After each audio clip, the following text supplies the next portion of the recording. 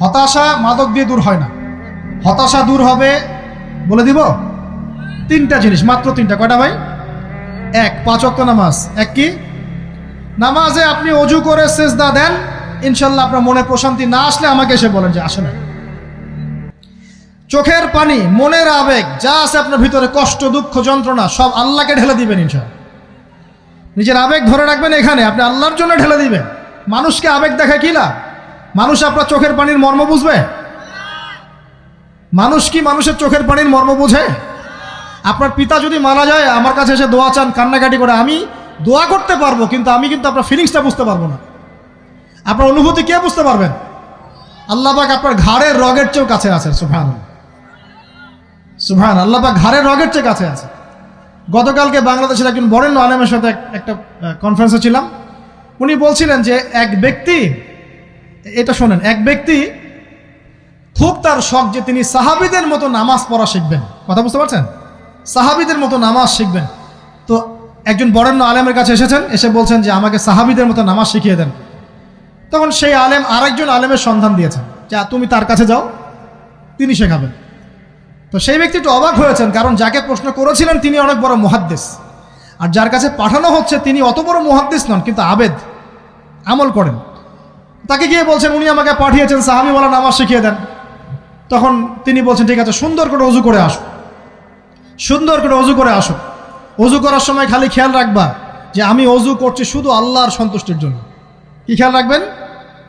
অজু করছি শুধু আল্লাহকে রাজি খুশি করার জন্য অজু করছে, আর কোনো উদ্দেশ্য নাই আমার। অজু করতে যাচ্ছে, তিনি আবার বলছেন দাঁড়াও, শুধু আল্লাহকে রাজি খুশি করার জন্য অজু করো। আবার শুরু করছেন, আবার বলছেন শোনো, শুধু আল্লাহকে রাজি খুশি করার জন্য অজু করো। এভাবে বলতেই আছেন। নামাজে দাঁড়িয়েছেন, দাঁড়ানোর আগে বলছেন শোনো, শুধু আল্লাহকে রাজি খুশি করার জন্য নামাজ পড়ো। বলতেই আছেন। এক পর্যায়ে সে ব্যক্তি নামাজ শুরু করলো, নামাজে মনোযোগ এদিক ওদিকে যায়, আর তার মাথায় এটা আসে, এই শুধু আল্লাহকে রাজি খুশি করার জন্য আমাকে নামাজ পড়তে হবে, শুধু আল্লাহকে রাজি খুশি করার জন্য নামাজ পড়তে হবে। এই চিন্তা তার মনের মধ্যে ঘুরপাক খাচ্ছে। এভাবে নামাজটা সে শেষ করে চিন্তা করছে যে নামাজ তো পুরোপুরি মনোযোগ দিতে পারলাম না। বারবার মাথার মধ্যে এরকম চিন্তা আসছে, আল্লাহ আমাকে তুমি মাফ করে দাও, নামাজটা আমার মনে হলো না ঠিক মতো। তখন সে ফিরে এসে তার সে ওস্তাদকে বলছেন আমার তো নামাজ এরকম করে পড়লাম, কিন্তু শেষমেশ মনে হলো যে নামাজটা হয়তো কবুল হয় নাই, আল্লাহর কাছে খুব মাফ চাইলাম, আল্লাহ আমাকে মাফ করে দাও, নামাজটা মনে হলো না। তখন সেই যে প্রথম ব্যক্তি যিনি পাঠিয়েছেন তিনি বলছেন এটাই হলো সাহাবীওয়ালা নামাজ। তারা আল্লাহকে রাজি খুশি করার জন্য নামাজ পড়তেন, নামাজ শেষ করে আল্লাহর কাছে ইস্তেগফার করতেন, আল্লাহ কিছুই হলো না। আমার কথা কি বুঝতে পারছেন? অতএব আল্লাহকে রাজি খুশি করার জন্যে আপনি আপনার আবেগ, আপনার ইবাদত সব ঢেলে দিবেন ইনশাআল্লাহ।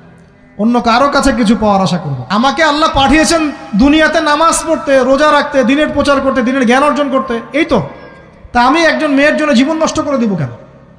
আমি তাহলে আল্লাহর কাছে কি মুখ দেখাবো, আর নবীর কাছে কি মুখ দেখাবো? ওখানে গিয়ে বলবো আল্লাহ আমি আমার অমুক প্রেমিকার জন্য আশেক হয়ে একদম জীবন দিয়ে দিয়েছি, আত্মহত্যা করেছি। গেছে ভাই, যাইতে দেন। যে ব্যক্তি আপনার অবস্থানকে মূল্যায়ন করে নাই সে আপনার যোগ্য ছিল না। এখন আপনি কি করবেন? নিজের অবস্থান উন্নত করেন, আপনার পিছনে লাইন ধরে ঘুরবে ইনশাআল্লাহ। এটাই বাস্তবতা। দুনিয়া খুব খারাপ জিনিস। মানুষের অবস্থানকে মূল্যায়ন করে, মানুষের অবস্থানকেই মূল্যায়ন করে, কিন্তু আল্লাহ রাব্বুল আলামিন আপনাকে সর্বাবস্থায় ভালোবাসেন। আলহামদুলিল্লাহ। এই যে আমরা এখন অনেক পাপ করছি না, আল্লাহ কি আমাদেরকে আযাব দিয়ে ধ্বংস করে দিয়েছেন? আল্লাহ পাক এখনো আমাদেরকে ভালোবাসেন, রহম করেন, আল্লাহ পাক অপেক্ষা করছেন কখন তওবা করবে, আমি তওবা কবুল করব। এই কখন আমার বান্দা খালি একবার বলে আস্তাগফিরুল্লাহ, আল্লাহ পাক সাথে সাথে মাফ করে দেবেন ইনশাআল্লাহ। আর সেই আল্লাহকে ভুলে আপনি কার পিছনে ছুটছেন? আমরা কিন্তু নিয়াত করতে পারি ভাই যে আমরা যারা ওয়াজ শুনলাম জীবনে কোনোদিন সিগারেটে হাত দিব না ইনশাআল্লাহ। রাজি আছি ভাই? অন্য বড় বড় জিনিস তো বহুত দূরের কথা। আচ্ছা, অনেকে রাজি হয় নাই কেন? আপনারা কি অলরেডি আসক্ত? আমি অনেক ভাইকে দেখেছি মাশাআল্লাহ ইফতার খুলেই একদম বেনসন টানা শুরু করে। হ্যাঁ, এটা যে হারাম আপনাদের কেউ ওয়াজ করে শোনায় নাই? এটাকে কি মনে করেন আপনারা, হারাম না হালাল? কেউ বলেছে মাকরু, নাকি মাকরু ফতোয়া দিয়েছে? মাকরুহ শব্দের অর্থ জানেন আপনি? মাকরুহ শব্দের অর্থ কি একটু শোনেন। সূরা বনী ইসরাঈল খুলবেন। কোন সূরা? সূরা বনী ইসরাঈল আল্লাহ পাক বলছেন, আমি বনু ইসরাঈলকে এই কাজগুলো করতে নিষেধ করেছিলাম। কোন কোন কাজ? জেনা করো না, জেনার ধার কাছে যেও না, এতিমের মাল আত্মসাৎ করো না, শিরিক করো না ইত্যাদি। যারা আলেম আছেন তারা আমার কথা বুঝবেন। এই কাজগুলোর পরে আল্লাহ পাক বলছেন যে এই প্রত্যেকটা কাজ আল্লাহর কাছে মাকরুহ, অপছন্দের। কিসের? অপছন্দ। আর এটাকে আপনি সহজ মনে করছেন? নিয়াত করি আল্লাহ পাকের সন্তুষ্টির জন্য আমরা কোনোদিনও মাদকের সাথে সম্পৃক্ত হব না ইনশাআল্লাহ। আর বিশ্বাস করেন, শুধুমাত্র মাদকদ্রব্য নিয়ন্ত্রণ অধিদপ্তর এই আইন কানুন এগুলো দিয়ে, জরিমানা দিয়ে মানুষকে মাদক ছাড়ানো যাচ্ছে না, যাবে না। কেন যাবে না এটা আপনারা খুব ভালো করেই জানেন, আমি বলতে চাচ্ছি না। অনেক সময় মাদক বিরোধী কনসার্ট করে মানুষ, মাদক বিরোধী কনসার্টে ওঠার আগে এক বোতল ডাইল খেয়ে আসে আগে। এগুলো কি বাস্তব কথা বলছি না অবাস্তব কথা বলছি? আমাদের যুবক ভাইরা কোশ্চিনকালেও মাদকের ধার কাছে যাবেন না ইনশাআল্লাহ। একটা হাদিস খালি মনে রাখেন, এই হাদিসটা মনে রাখেন। নবী সাল্লাল্লাহু আলাইহি ওয়াসাল্লাম বলেছেন, কেউ যদি মাদকদ্রব্য সেবন করে তার 40 দিনের নামাজ কবুল হবে না। সিগারেট একটা খেয়েছি, 40 দিন নামাজ নাই। এরপর যদি সে তওবা করে আল্লাহ মাফ করে দিবেন। আবার যদি মাদক খায় আবার 40 দিন কবুল হবে না। যদি আবার তওবা করে আল্লাহ মাফ করে দিবেন। আবারও যদি খায় আবারও 40 দিন কবুল হবে না। আবারও তওবা করলে আল্লাহ আবার মাফ করে দিবেন। চতুর্থবার সে যদি মাদক খায়, আল্লাহ রসুল সাল্লাল্লাহু আলাইহি ওয়াসাল্লাম বলছেন, আল্লাহ পাক কিয়ামতের মাঠে তাকে তিনাতুল খাবাল পান করাবেন। কি পান করাবেন? তিনাতুল খাবাল। সাহাবীরা বললেন, ইয়া রাসূলুল্লাহ, এটা কি তিনাতুল খাবাল? কি?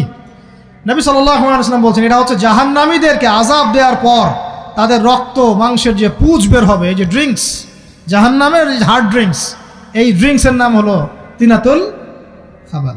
আল্লাহ পাক আমাদের সবাইকে মাদক থেকে বাঁচিয়ে রাখে। আমল হচ্ছে কোরআন তেলাওয়াত। যে ব্যক্তি কোরআন তেলাওয়াত করতে পারে নিয়মিত, তার মনের মধ্যে এই হতাশা, এই ভীরুতা, এই কাপুরুষতা কিচ্ছু আসবে না ইনশাআল্লাহ। আমি গ্যারান্টি দিচ্ছি আপনাকে, হতাশা আসবেই না আপনার মনে যদি আপনি কোরআন বুঝতে পারেন। কোরআনের একটা আয়াত নিয়ে কোনো সময় দেখা যায় 2-3 ঘন্টা সময় পার হয়ে যাচ্ছে, আয়াতটা ছেড়ে সামনে যেতে পারছি না। কোরআনের ভিতরে ঢুকলে আপনি দুনিয়ায় ভুলে যাবেন কি হচ্ছে আশপাশে। আমি এমন অনেক আলেমকে দেখেছি যে একটা বই, পাতলা একটা বই, আরবি বই নিয়ে পড়া শুরু করেছেন, ওই যে ফজরের পরে জোহরের ওয়াক্ত হয়ে যাচ্ছে, বইটাই শেষ করতে পারেননি। বুঝতে পারবেন না, যখন আপনি ইলমের ভিতরে ঢুকে যাবেন, কোরআনের ভিতরে, হাদিসের ভিতরে, আপনার দুনিয়ার খেয়ালই নাই। একজন আলেম, তিনি এক রাত্রে একটা বই লিখেছিলেন, চটি বই, এক রাত্রের মধ্যে। বলা হচ্ছে, তার সম্পর্কে বলা হচ্ছে যে রাতের খাবার তাকে দেয়া হয়েছে যে আপনি এটা খেয়ে নেন। তো সে খাবারটা পাশেই আছে, খাবারটা খাবো, এটা লিখে খাবারটা খাবো, এরকম তার চিন্তা ছিল। ফজর হয়ে গেছে, বই লেখাও শেষ, খাবার এই অবস্থায় পড়ে আছে, ডুবে গেছেন ভিতরে, খাওয়ার মাথায় তার খেয়াল নাই। এরকম হয়। একজন মনীষী, বিখ্যাত মনীষী, রিয়াদুস সালেহীন কিতাবের রাইটার, সংকলক আল্লামা নববী রাহিমাহুল্লাহ, এরকম সারা রাত চলে গেছে, পাশে 2টা খেজুর, ওই 2টা খেজুর খাওয়ারই সময় পান। হাদিস নিয়ে গবেষণা করতে রাত পার হয়ে গেছে। আমি বলতে চাচ্ছি, যখন ইলমের ভিতরে, কোরআন হাদিসের ভিতরে ঢুকে যাবেন, আপনার দুনিয়ার খেয়াল আপনার চলে যাবে ইনশাআল্লাহ। এই টেনশন, হতাশা, এই সেই বাদ, তখনই আল্লাহ পাক আপনাকে তার পক্ষ থেকে রহমত দিবেন, বরকত দিবেন, আল্লাহ আপনার দুনিয়ার কাজগুলো করে দিবেন ইনশাআল্লাহ। তখন দেখবেন কেউ আপনার দুনিয়ার ওই কাজটা করে দিয়েছে, কেউ ওই কাজটা করে দিয়েছে, কেউ বাসায় খাবার পাঠিয়ে দিয়েছে, আল্লাহ পাকই এগুলো করাই দিবেন ইনশাআল্লাহ। তো প্রিয় ভাইরা, মাদকে যাব না আল্লাহর কাছে আসবো? 2 নাম্বার কোরআন তেলাওয়াত, 3 নাম্বার আল্লাহর জিকির। 3 নাম্বার কি ভাই? আল্লাহর জিকির। চলতে ফিরতে সব সময় মুখ চলতে থাকবে, মুখ না চললেও মনে মনে মন তাজা থাকবে, মনে মনে জিকির হতে থাকবে। মনে মনে জিকির করতে পারেন? মুখ নড়বে না, কিন্তু মনে মনে আপনার একটা জিকির হতে থাকবে, সুবহানাল্লাহ বা আলহামদুলিল্লাহ, লা ইলাহা ইল্লাল্লাহ, আল্লাহু আকবার। পারা যাবে? পারে। মানুষের মন কখনো চুপ করে থাকে না, কিন্তু মানুষের মন অলওয়েজ কিছু না কিছু চিন্তা করতে থাকে না, যতক্ষণ না ঘুমায় মানুষ। তো প্রিয় ভাইরা, বেশি বেশি জিকির করবো, সুবহানাল্লাহ, আলহামদুলিল্লাহ, লা ইলাহা ইল্লাল্লাহ, আল্লাহু আকবার, লা হাওলা ওয়ালা কুওয়াতা ইল্লা বিল্লাহ, এগুলো চলতে থাকবে। আল্লাহ পাক তৌফিক দান করুন, আমিন। আমরা আমাদের সমাজে যুবকদেরকে এরকম টিকটকে দেখছি, অনলাইনে আসক্ত দেখছি, জেনায় আসক্ত দেখছি, পর্নোগ্রাফিতে আসক্ত দেখছি। আমরা দেখছি আমাদের যুব সমাজকে মাদকে আসক্ত, কিশোর গ্যাংয়ে আসক্ত। এইগুলো কি আমাদের কাম্য ছিল ভাই? আমাদের কাম্য ছিল? এই অবস্থায় কি যুব সমাজ আল্লাহ পাকের দ্বীনের পতাকা হাতে নিয়ে আল্লাহর জমিনে দিন কায়েম করতে পারবে কি না একটু আমাকে উত্তর দেন দেখি। এখন এই অবস্থায় পারবে? অতএব অবস্থার উন্নতি করতে হবে কিনা? উন্নতির জন্য রাজি আছি কিনা ইনশাআল্লাহ? আমরা চাই কি আল্লাহ পাকের দিনটা আল্লাহর জমিনে প্রতিষ্ঠা লাভ করুক, আল্লাহর দিন সবার ঘরে ঘরে পৌঁছে যাক, আল্লাহ পাকের দিনের যে সৌন্দর্য সবাই সেটাই, এই সৌরভটা সবাই পাক। আমরা চাই কি না? সমাজে শান্তি প্রতিষ্ঠা হোক, আবার সেই রাসূলের মতো যুগ চলে আসুক, আমরা চাই কি না? অতএব আমাদের সবাইকে যৌবনের এই প্রলোভনগুলো থেকে বেরিয়ে এসে আল্লাহ পাকের ইবাদতে আত্মনিয়োগ করতে হবে। আল্লাহ পাক আমাদের সবাইকে তৌফিক দান করুন, বলি আমিন। আমাদের সবাইকে আল্লাহ রাব্বুল আলামিন কুরআন এবং হাদিসের গভীর জ্ঞান অর্জন করার তৌফিক দান করুন, বেশি থেকে বেশি ইবাদত করার তৌফিক দান করুন। আল্লাহ পাক সবাইকে হারাম সমস্ত রিজিক থেকে বাঁচিয়ে রাখুন, জেনা, ব্যভিচার এবং নারীর ফিতনা, মাদক থেকে আল্লাহ বাঁচিয়ে রাখুন। আল্লাহ পাক আমাদের সবাইকে হালাল রিজিক, হালাল সম্পর্ক যথেষ্ট করে দিন। আল্লাহ পাক আমাদের সবাইকে যেন দিনের দাওয়াতের মেহনত করার তৌফিক দান করেন এবং আলেম ওলামার সাথে পরামর্শ করে দিন শেখার এবং বোঝার তৌফিক দান করেন। যুবতী দিনী বোনদের জন্য, এখানে বোনরা আছেন না? আছেন কি না? দিনী বোনরা আছেন? একটা নসিহত দিনী বোনদের জন্য আমি একটা নসিহত করতে চাচ্ছি, একটা নসিহত। আমার এই একটা নসিহত একটু মন দিয়ে শুনুন প্রিয় দিনী বোন। রাসূলুল্লাহ সাল্লাল্লাহু আলাইহি ওয়াসাল্লাম আমাদের দিনী বোনদের জন্য জান্নাতে যাওয়ার একটা ফর্মুলা বলে দিয়েছেন। আমি কি বলবো সেটা? আচ্ছা, রাসূলুল্লাহ সাল্লাল্লাহু আলাইহি ওয়াসাল্লাম বলেছেন আমাদের দিনী বোনেরা, আমাদের মায়েরা, এই নারী জাতি মাত্র 4টা কাজ করলে জান্নাতের যে কোনো দরজা দিয়ে ইচ্ছা প্রবেশ করতে পারবে ইনশাআল্লাহ। খুশি হন নাই? কয়টা কাজ? মাত্র 4টা। এক, যদি আমাদের দিনী বোনেরা 5 ওয়াক্ত নামাজটা ওয়াক্ত মতো পড়ে, আল্লাহ পাক তৌফিক দান করুন, বলি আমিন। 2 নাম্বার, যদি তারা রমাদান মাসের রোজাটাকে ঠিক মতো আদায় করতে পারে। 1 নাম্বার 5 ওয়াক্ত নামাজ ঠিকঠাক আদায় করা, 2 নাম্বার রমজান মাসে সওম রাখা, 3 নাম্বার তাদের লজ্জাস্থানের হেফাজত করা, মানে শরঈ পর্দা মেনটেন করা, শরঈ পর্দা মেনটেন করা। এবং আমি বলে দেই, চেহারাটা আপনাদের পর্দার অন্তর্ভুক্ত। এটা নিয়ে অনেক বাকবিতণ্ডা হয় না সমাজে, চেহারা দেখানো যাবে কি যাবে না ইত্যাদি। চেহারা আপনার পর্দার অন্তর্ভুক্ত বিষয়, ফুল স্টপ। এর উপরে ফতোয়া অনেকে অনেকভাবে দিচ্ছে, কিন্তু বরেণ্য উলামায়ে কেরামের কিতাবগুলো ঘাটাঘাটি করেন, তাদের ফতোয়া হচ্ছে চেহারা আপনার পর্দার অন্তর্ভুক্ত বিষয়, চেহারা ঢেকে রাখবেন। আল্লাহ পাক তৌফিক দান করুন। চোখ থাকবে খোলা, ঠিক আছে। 4 নাম্বার, স্বামীর আনুগত্য করতে হবে। স্বামীর আনুগত্য, এই যে আনুগত্য শব্দ শুনলেই মানুষের একটা মানে নেগেটিভ ধারণা তৈরি হতে পারে। স্বামীর আনুগত্য মানে কি আমি তার দাসত্ব করব? আনুগত্য মানে, প্রিয় দিনী বোন, আনুগত্য মানে দাসত্ব নয়। আনুগত্য মানে কোরআন সুন্নাহর যে বিধানগুলো আপনার স্বামী আপনাকে পালন করতে বলবে, আপনি সেগুলো করবেন, আপনি করতে বাধ্য। কিন্তু স্বামী যদি কোরআন সুন্নাহর বাইরে কিছু করতে বলে, সেটা মানতে আপনি বাধ্য নন। স্বামী যদি আপনাকে বলে যে সুদ খাও, এই যে সুদী এনজিওতে আসো, নাম লেখাও। স্বামী যদি আপনাকে বলে যে আসো বেপর্দায় বাইরে যাই, সাজুগুজু করে বের হও, চলো ঘুরে আসে বেপর্দায়। স্বামী যদি বলে দেবরকে একটু খাবারটা দিয়ে আসো, আমার অফিসের কলিগ আসছে, খাবার পরিবেশন করো, আসো ডাইনিংয়ে আসো, এই যে হারাম কাজ, বেপর্দার আদেশ করছে, সুদের আদেশ করছে, আপনি সেগুলো পালন করবেন না। কিন্তু হালাল বৈধ যে কোনো বিষয় আপনি স্বামীর আনুগত্য করবেন, এটা আপনার উপর ফরজ।